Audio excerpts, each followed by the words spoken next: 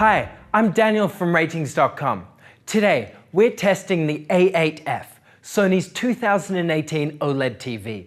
It offers excellent performance across the board, but looks especially impressive in dark rooms due to the ability to produce perfect blacks.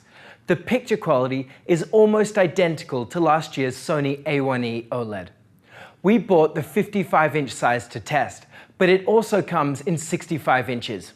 We do expect this larger size to have very similar performance, but bigger TVs tend to have more uniformity issues. We'll go over the design of the TV and then focus on the picture quality. We'll then look at the motion handling and input lag before comparing to competing models currently on the market. The design of the A8F is sleek. Unlike last year's A1E, it sits upright on a central stand with a small footprint. This is good for those who want to put it on a smaller table, and for those who don't like the tilt of the 2017 model. There are two sets of inputs. One set is directed out the side, and another set down the back. These side inputs are nice and easy to access if the TV is placed close to a wall or mounted. These inputs can all be neatly covered up by plastic panels, so the back looks tidy and uniform. It is also possible to route all of the cables down through the rear of the stand, which is nice. Only two of the HDMI ports support HDMI 2.0 full bandwidth, and one of these is also the HDMI port for the audio return channel, or ARC. This may be a limitation for people who have multiple full bandwidth devices, such as a PC and multiple HDR game consoles. The TV is very thin when viewed from the side, so you should take care when moving it, despite the excellent build quality. Looking at the TV through a thermal camera, we can see that the heat is relatively evenly distributed. You can see warmer areas where the electronics are behind the panel. Now to the picture quality. We'll be comparing to TVs which are currently available, but this will change as more models are released throughout the year. For an updated comparison with new models as we buy and test them, see the review page on our website, which is linked below. Like other OLEDs, the Sony A8F can produce perfectly deep blacks, as it can turn off each pixel completely. This results in deep and detailed dark scenes. Unlike LCD TVs, the A8F and other OLED TVs don't require local dimming. Blooming in this video is a result of reflections in the glass or in the lens of our camera. This results in an excellent darkroom performance. For those who have a wide room and sometimes watch the TV from an angle, the A8F is a great choice. When viewed at an angle, the brightness doesn't change much and the image remains mostly accurate. This is much better than TVs with VA panels, such as the Sony X900F and Samsung Q9FN. The TV is excellent at dealing with reflections. It has a glossy finish, so reflections do remain defined rather than smeared, but their intensity is reduced significantly.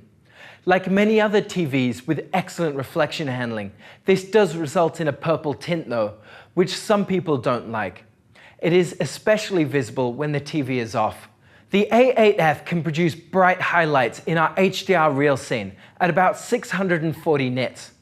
Looking at the distribution of brightness results, we can see that only a few TVs can get brighter with this scene. Other small areas like the 2% and 10% window can also get bright. However, full screen brightness is a different story. An automatic brightness limiter, or ABL, restricts the TV from drawing too much power, which causes the screen brightness to change depending on the content. Most of the time this isn't noticeable, but when displaying content with large bright areas, such as a hockey game or for PC use, this can be distracting. It is possible to disable the ABL by turning off the peak brightness option. This prevents the change in brightness, but results in a fairly dim image at about 110 nits across the whole screen. For those who want a bright TV to overcome glare, then a bright LED TV may be worth it. The 50% gray uniformity is excellent. This is generally the case for OLED TVs, which fare better than LCD models. This is great for sports, as dirty screen effect isn't distracting when watching hockey or football. Very dark grays do show some banding though when viewed in a dark room, which may be noticeable in dark scenes. This varies between units, but it is a common result for new OLEDs. The A8F supports a wide color gamut, which is excellent for producing vivid highlights in HDR. It isn't as good as the Samsung QLEDs, but still makes HDR content pop. Like other OLED TVs, the A8F may have the risk of burn-in after displaying long periods of static content. This is because they use an organic compound to emit light, which degrades with usage. For normal use, this is unlikely to cause any issues, but we are still investigating how this affects long-term performance. You can see more information about this in the video series linked below. The A8F has an instantaneous response time, like other OLED TVs.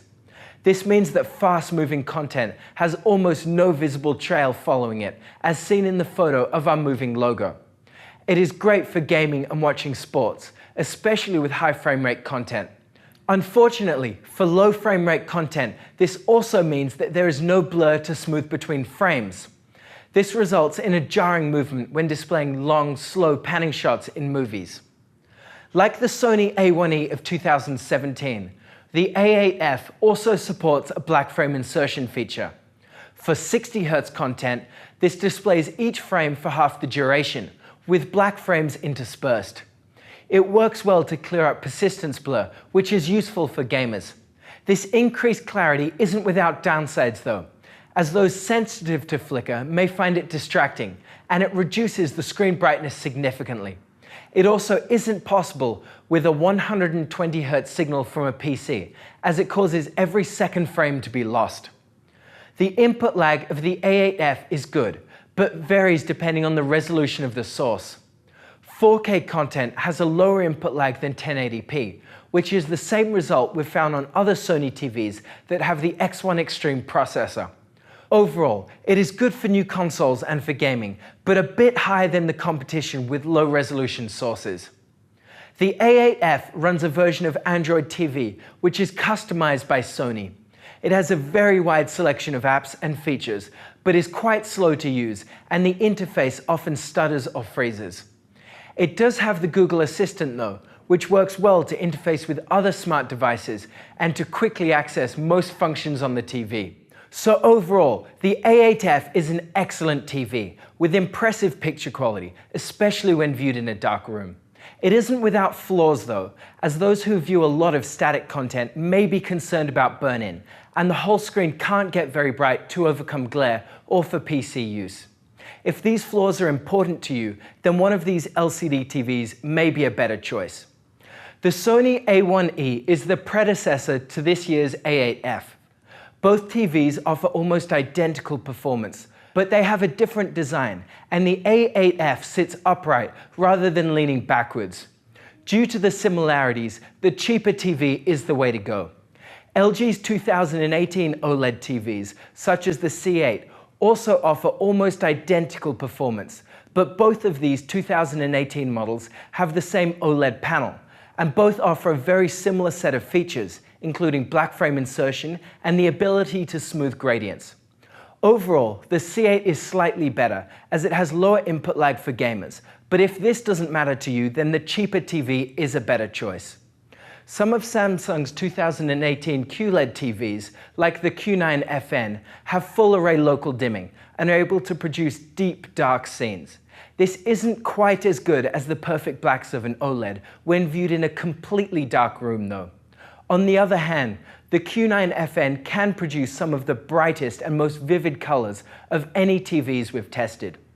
If you're concerned about burn-in or want a brighter TV for a bright room, then the Q9FN is the way to go. But for a dark room or wide seating, an OLED is a better choice. The Sony X900F is an LED TV with great performance across the board. It isn't as good as an OLED in completely dark rooms, and also loses accuracy when viewed at an angle. If you're looking to save some money, but still want an impressive HDR experience, then the X900F is the way to go. So that's it. You can check out all of the measurements on our website. If you like this video, then subscribe to our channel or become a contributor. Also, we're currently hiring in our offices in Montreal for various positions. So if you want to help people find the best product for their needs, have a look at the careers page on our website. Thank you for watching, and see you next time.